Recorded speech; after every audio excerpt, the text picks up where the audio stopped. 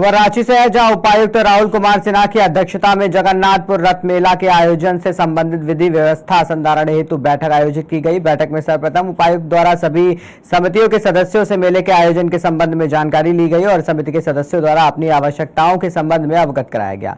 बता दें कि मेले के सफल आयोजन हेतु उपायुक्त द्वारा विभागीय अधिकारियों से विधि व्यवस्था को लेकर समीक्षा की गई। साथ ही बैठक में उपस्थित सभी विभागीय पदाधिकारियों को उनके कार्यक्षेत्र अनुसार कार्य करने के निर्देश भी दिए गए। इसी दृष्टिकोण से तैयारियों को भी बहुत ही उच्च स्तर का बनाया जा रहा है। इसके आलोक में जिले के सभी अधिकारीगणों के साथ आज प्रस्तुत समीक्षा बैठक हुई। पुलिस पदाधिकारीगण, मेले के जो धार्मिक न्याय समिति के सदस्यगण हैं वह और जितने भी लाइन डिपार्टमेंट हैं, पेयजल स्वच्छता विभाग हो गया, नगर निगम मंत्री शामिल, सभी के साथ बैठक हुई और विस्तार से हर एक मुद्दे में चर्चा हुई और कैसे कैसे उन सभी की जिम्मेदारियों का निर्वहन किया जाएगा उसके बारे में सबको अवगत करा दिया गया।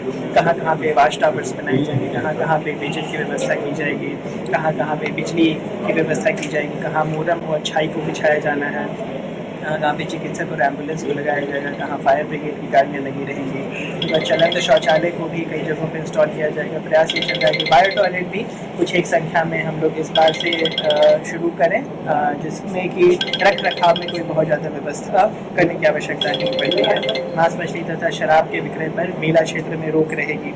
यातायात व्यवस्था चारों तरफ से निर्धारित किया जाएगा और भारी वाहनों का प्रवेश भी इस एरिया में बंद रहेगा। विभिन्न वाहनों के लिए भी पासेस जारी किए जाएंगे। विभिन्न समितियों के स्वयंसेवक लोग भी स्वयं यहाँ वॉलंटरी सेवाएं देते हैं, उनके लिए भी पास जारी किए जाएंगे। सुरक्षा बलों की तैनाती पूरे मेला परिसर क्षेत्र में रहेगी। पुलिस कंट्रोल रूम बनाया जाएगा, वहीं पर सीसीटीवी के सारे फुटेजेस भी लगातार लाइव टेलीकास्ट होते रहेंगे और जितने भी मैजिस्ट्रेट और पुलिस वो पूरे मेले क्षेत्र में लगे हुए हैं उन सभी के बीच में आपसी समन्वय भी स्थापित किया जाएगा। एक दिन पहले 19 तारीख को नेत्रदान का भी एक धार्मिक संकल्प रहता है, उसकी भी तैयारियाँ खूबी कराई जाएंगी। जितने भी सदस्यगण आए थे उन्होंने बीते वर्षों के अपने अनुभवों को भी साझा किया और उसके हिसाब से भी जो करेक्टिव मेजर्स लिए जाने हैं वह हम लोग लेते रहेंगे। तो कुल मिला के पूरी प्रशासनिक व्यवस्था दुरुस्त तरीके से मेले के सफलतापूर्ण आयोजन के लिए संकल्पित है और मैं अनुरोध करता हूँ पूरे नगरवासियों के साथ, पूरे रांची जिले वासियों के साथ कि इस मेले के सफलतापूर्ण आयोजन में अपना महत्वपूर्ण समझते हैं। इसी दृष्टिकोण से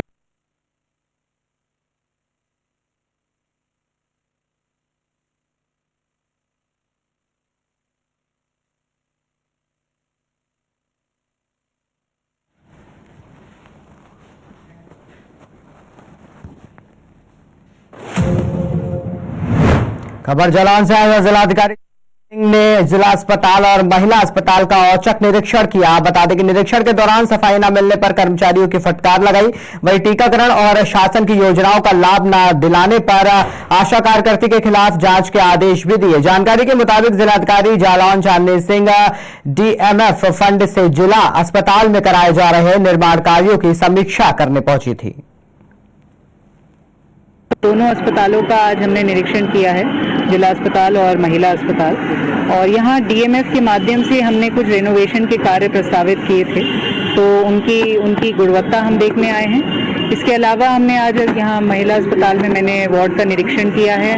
वहाँ महिलाओं से उनके बच्चों का हालचाल जाना है, उनकी जांचें समय से हुई हैं या नहीं हुई है, टीकाकरण हुआ है या नहीं हुआ है, वो चेक किया गया है और डॉक्टर्स की उपस्थिति देखी गई है। कुछ कमियां मिली हैं, कुछ जगह कार्ड नहीं मिले हैं, कुछ मरीजों को जानकारी नहीं थी कि उनको सरकार द्वारा जो योजनाएं हैं उनमें लाभ मिलना है, तो उसके बारे में तत्काल हमने आशा के विरुद्ध लिखने के लिए भी प्रस्तावित कर दिया है और इसके अलावा उनको तत्काल लाभ भी दिलवाया जाएगा। और ओवरऑल व्यवस्था ठीक है, पर हमारा प्रयास यही है कि हम अस्पताल में अच्छी से अच्छी गुणवत्ता की सेवाएं सभी को दे सकें। दोनों अस्पतालों का आज खबर अमरोहा से है, जहां गांव बीजनपुर निवासी अपातीराम पुत्र गंगा सहाय को आबकारी अधिनियम ने 200 लीटर शराब और शराब बनाने के उपकरण के साथ गिरफ्तार किया है।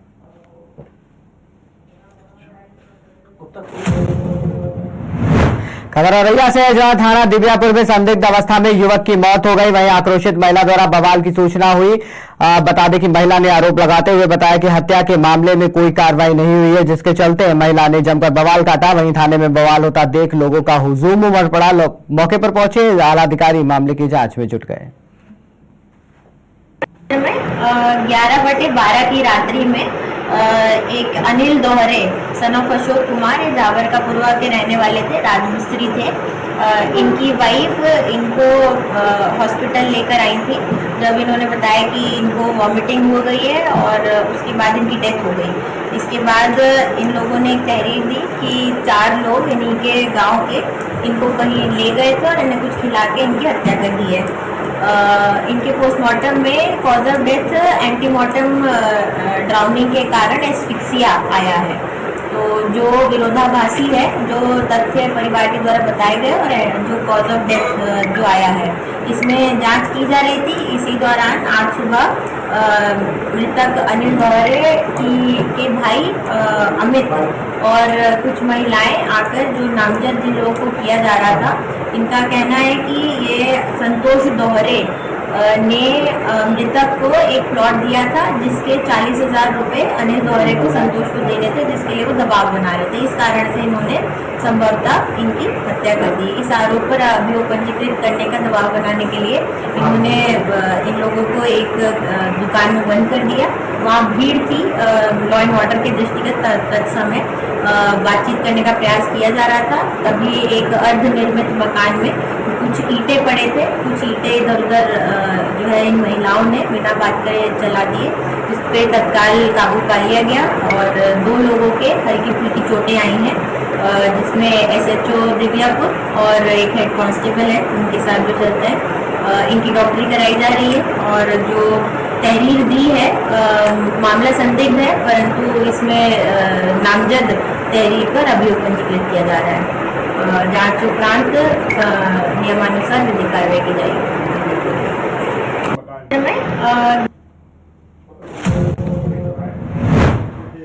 खबर सिद्धार्थनगर से है, जहां एसओजी सर्विलांस और मोहाना संयुक्त पुलिस टीम को बड़ी सफलता हाथ लगी। आपको बता दें कि चोरी की घटना में शामिल 6 अंतर जनपदीय चोरों के गैंग को पकड़ा गया है, जिनके पास से चोरी की एक ट्रक, 3 अदद ट्रकों के इंजन, 7 ही ट्रकों की बिक्री की नकदी भी बरामद की गई है, जिसकी पुलिस अधीक्षक अमित कुमार आनंद ने प्रेस कॉन्फ्रेंस कर जानकारी दी।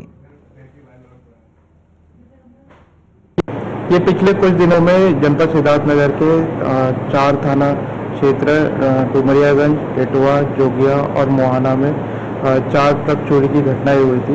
इस घटना का सफल अनावरण हेतु टीम का गठन किया गया था।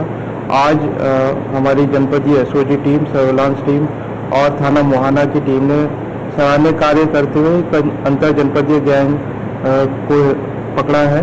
इसमें कुल 6 मेंबर्स को अरेस्ट किया गया है।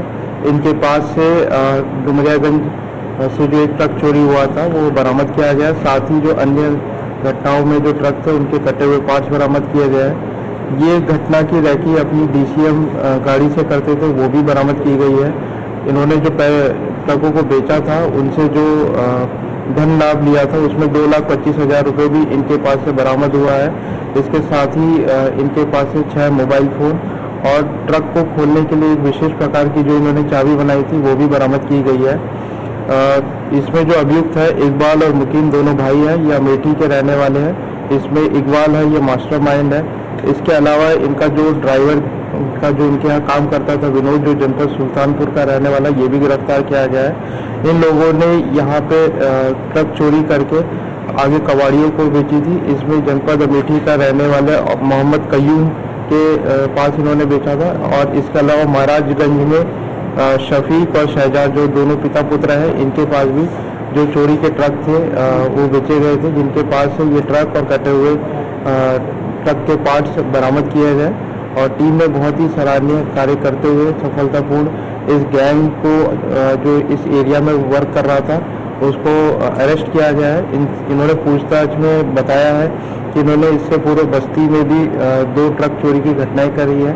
इसके अलावा इलाहाबाद में भी चोरी की घटनाएं की गई है। संबंधित जिलों को सूचित कर दिया गया है और इसमें विवेचना प्रगतिशील है और इसमें जो अन्य तथ्य आएंगे उसके अनुसार कार्रवाई पूर्ण करी जाएगी।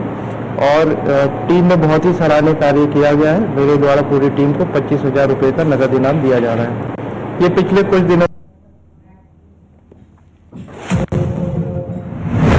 खबर अमरोहा से है, जहां थाना आदमपुर क्षेत्र के साप्ताहिक बाजार को एक लड़का बाजार में घूम रहा था और उसने एक एक करके दो व्यक्तियों के रुपए निकाल लिए। वहीं रुपए निकालने समय वो लड़का पकड़ा गया और लोगों की भीड़ जुट गई और पुलिस को सौंपकर बताया गया कि वो लड़का हर साप्ताहिक बाजार में ऐसे ही लोगों के रुपए निकाल लिया करता है।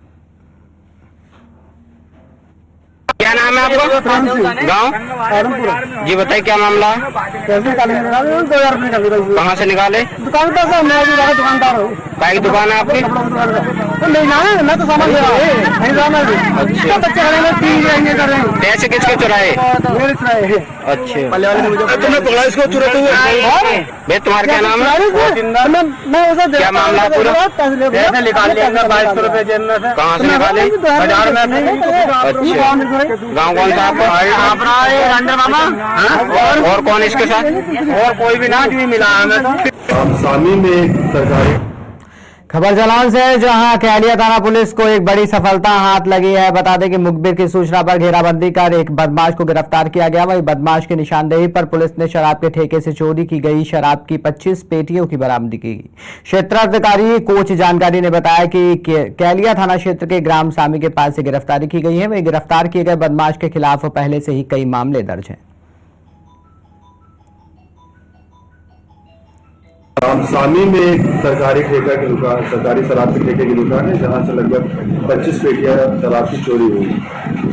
इसी के तहत एक अपराध मुकदमा संख्या 54/2023 पंजीकृत किया गया था, धारा 380 में और 457 में। हमारी टीमें कैलिया की लगी हुई थी इसके जो अभियुक्त थे उनको पकड़ने के लिए। कल दरमियानी रात 13 तारीख को 10:30 बजे के करीब हमें सूचना मिली कि एक व्यक्ति जो संदिग्ध अवस्था में घूम रहा है पीपली से सामने वाले रोड में। जब हमारी टीम वहां गई, उनको पकड़ा गया, तो उसे जब पूछताछ करी गई कड़ाई से, तो उन्होंने बताया कि एक सूखा नाला है, उसी के पास एक बम्बी है, जहाँ पर घास के नीचे उन्होंने छुपा रखा है। जब वहाँ से उनकी बरामदगी की गई तो पूरा का पूरा माल 100% बरामदगी हुई। लगभग 25 पेटी 1125 क्वार्टर जिसमें होता। इसके साथ ही चोरी के लगभग 1580 रुपए भी बरामद थे। ये अभियुक्त है प्रद्युम्न पुत्र रामकेश परिहार, निवासी ग्राम सामी, थाना कैलिया। उनके ऊपर 2 मुकदमे पंजीकृत हैं। एक मुकदमा अपराध संख्या 206 2020 में पंजीकृत हुआ था 60 एक्साइज एक्ट में, और दूसरा मुकदमा ये अभी इसी सिलसिले में इनको पेश किया गया है। ये 54/23 380 457 और 411। श्री कृष्ण जन्मभूमि संघ खबर मथुरा से है, जहां श्री कृष्ण जन्मभूमि से अवैध अतिक्रमण हटाने और भव्य मंदिर निर्माण को समर्पित श्री कृष्ण जन्मभूमि संघर्ष न्याय द्वारा गोपाल खार परिक्रमा मार्ग स्थित भगवत मंदिरम में एक प्रेस वार्ता का आयोजित किया गया, जिसकी अध्यक्षता हरिदसिया संप्रदाय के संत महंत मोहिनी बिहारी शरण महाराज ने की। वहीं प्रेस वार्ता के अंतर्गत नवनियुक्त पदाधिकारियों की घोषणा के साथ साथ न्यास के आगे के कार्यों की जानकारी दी गई। वहीं इस अवसर पर राष्ट्रीय अध्यक्ष दिनेश शर्मा ने पंडित मुनीश गौतम को न्यास का ब्रज क्षेत्र अध्यक्ष नियुक्त किया।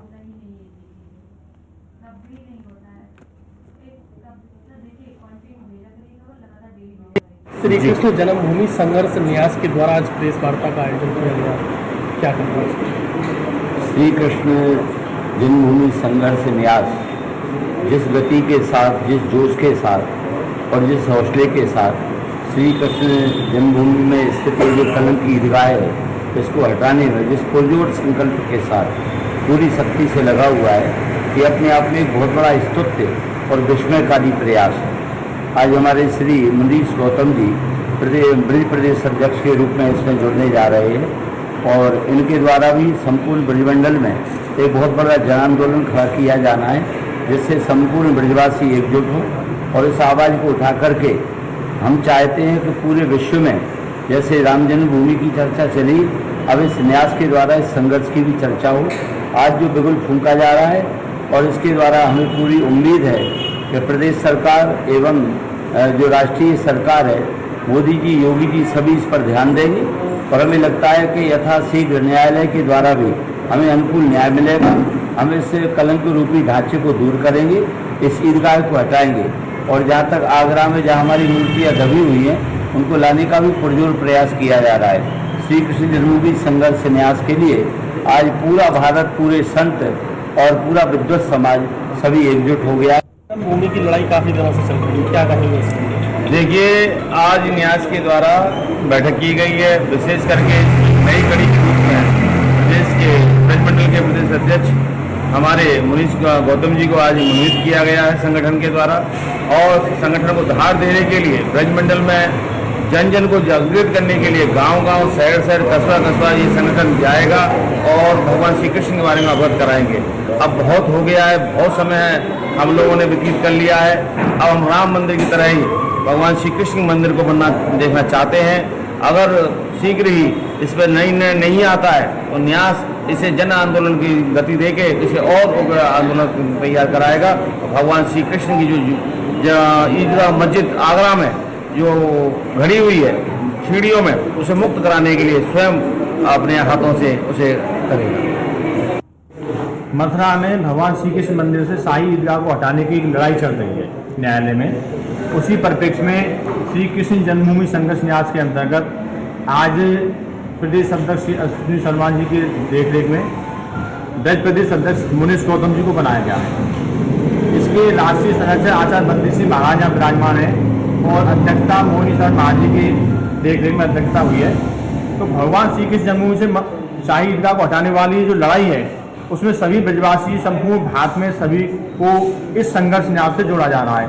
उसी परिप्रेक्ष्य में मुनीश गौतम जी को ब्रज प्रदेश अध्यक्ष बनाया गया है। हमें इनसे आशा है कि ये न्यास के उद्देश्यों की पूर्ति करते हुए इस लड़ाई में हमारे साथ रहेंगे। इसी अभिलाषा के साथ हम सभी आए हुए अतिथियों का स्वागत करते हैं, अभिनंदन करते हैं। श्री कृष्ण जन्मभूमि मथुरा की नगर पंचायत राया में 14 जून से जियो फाइबर कार्यालय का उद्घाटन हुआ। इस कार्यक्रम का उद्घाटन मुख्य अतिथि क्षेत्रीय विधायक पूरन प्रकाश और कृष्णा कुलम के चेयरमैन द्वारा किया गया। इस मौके पर राया नगर पंचायत अध्यक्ष राजकुमार अग्रवाल भी मौजूद थे।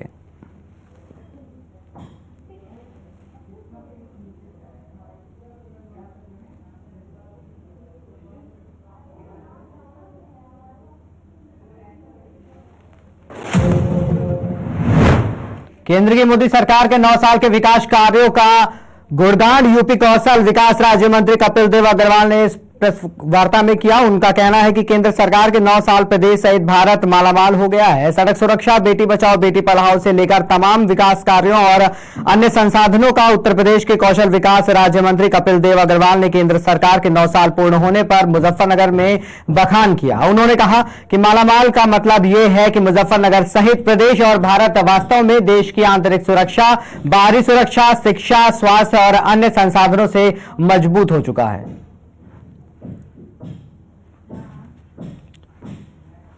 नहीं है।